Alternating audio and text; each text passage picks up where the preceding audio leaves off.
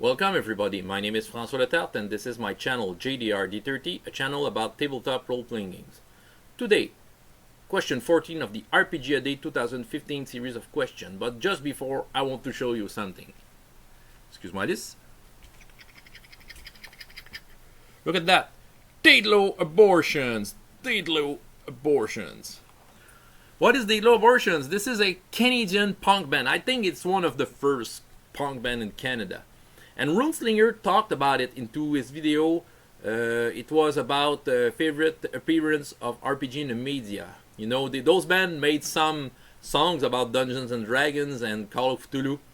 Well, and why do I have this t-shirt? Well, I saw them in show, but not only that, I was opening for them. You know, it was back in 2003. I had a band called Les Brutes, and we were opening for Dayglo Abortion. That was awesome. You know, this band, they were in their 50s, but they were rocking the hell out of you. You know, they're still rocking today, I think. And yeah, that what a party that was. And they were, well, a bunch of very cool guys. Yeah, so I had lots of fun in watching them. And yes, they have songs about role-playing games, so they are gamers themselves, I guess. And well, if you don't know Runeslinger, who talked about Dayglo Abortions, so well, you might check out his channel, because if you are watching this video right now, you are watching the wrong video. Go check out Runeslingers. The links will be below. It's a little shout out to him, because you will have more than you can expect for role-playing games when you're watching Runeslingers. So yes, this was for you, Runeslinger. And today's subject, it's my favorite RPG accessory. Well, it's quite simple. I love to have a game master screen in front of me. A game master screen, it always adds to the mystery of the game, in my opinion. You know, the first time I sat down in front in a table, there was this game master in front of me, a dungeon master. We were playing Advanced Dungeons and Dragons first edition, and you know, it was quite a mystery to me. You know, the guy held the world in his hand, and it was all hidden behind that. And we were the players trying to struggle for our lives into that. And since then, that's the kind of projection I want to send into the table. I don't want to rise myself as a game master above all the others. I just have another role, the role of managing the world and all the NPCs that lives in there. But I like to have the game master screen kind to make that barrier between me and the players. And well, it's obvious, you know, you can hide your notes. Yeah, there are handy charts hiding behind it, and yeah, and I like them when they are looking good too. You know, I used to always buy the game master screen whenever I was buying a book. Even though I knew that I wouldn't play the game, I wanted the game master screen that comes with it. Well, now I'm more reasonable. You know, I don't have that much money to spend, but every time I buy a new book, even though I know that I won't play the game, you know, I would have wanted the game master screen with it. But yeah, now I can wait. But I can show you some of the game master screens that I like. Some of them that I have. Well, I can show you this one because there's a gorgeous picture on it. It's for Elric, the Mongoose version for RuneQuest 2. Well, this is nice. And in my opinion, unfortunately, this isn't. You know, for cost reasons, there's some Game Master screens that are the cover of a book, well, of the presentation when you buy it. So yeah, there's a very nice picture in the middle of it, but you have, you know, the CUP, you know, the barcode here. And yeah, it's because of Elric that I like the screen, because unfortunately the charts in it are not useful. You know, I was quite disappointed because it was quite expensive as a Game Master screen, and it wasn't up to my expectation. Another screen that I find gorgeous, the Serenity. Yeah, you know, straight to the point. A space scene. I will just remove the cat from here. Sorry, the cat. he was struck by surprise, and yeah, straight to the point with very clear charts and behind of it. And, yeah.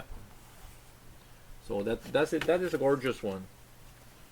One that I use a lot these times around is for the French version of Advanced Fighting Fantasy, Défi Fantastique, and it's a very nice Game Master screen. You know, I love the art.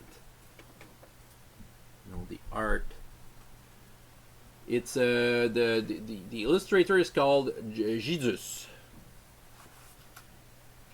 Very nice screen, and I think it's one of the best Game Master screen that I have ever encountered in terms of what you can find in it. You know, the game is so simple.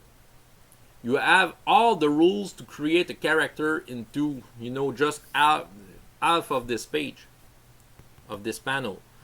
Everything is there to create a new character. Well, a standard character. If you want something more exotic, you have to check out the books. All the rules, you see Zager here. Zager. Probably one of my favorite Game Master screens of all time, because it goes straight right to the point. And this is the Dungeons and Dragons. I like this screen. I like the look of this screen. I don't know why. You know, just the name of the game is the Challenger. You know, the black box, and also for the rules cyclopedia. So yeah. If you see me running a game like that, it's because you want to play a dwarf. No, not nothing else. He's a dwarf. Only that. Or an elf. And one that I want to show you, I think it's one of my best buy in the last, 10 years. It's that Game Master screen. Well, it's a customizable Game Master screen. The link will be below of the company. It's called Hammerdog. It's a customizable Game Master screen. I think they call it the world's biggest screen. You know, presently you can see that I'm using it to run Hero Kids. You have 4 panels. You can put anything you want in it. You know, I have some Hero Kids charts for combat. And yeah, you can put whatever you want into that screen. And it's very sturdy, you know. It's a very good product. It's a very rough product. You know, I use it a lot, and it shows some signs of wear, but not much. You know, I know that I will have this screen for long, and yeah, I'm a very satisfied customer. And well, the link will be below. It's a very good buy. You know, you can do whatever you want in that screen, and you know, if you want to hold something into it, some charts or some notes of your game, you know, it will hold very well. It's very solid.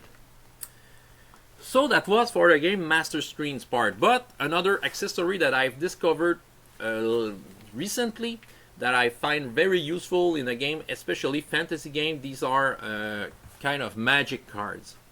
Well, I received that with the Kickstarter of Titan, the French version of Titan by Scriptorium for Défi Fantastique, Advanced Fighting Fantasy.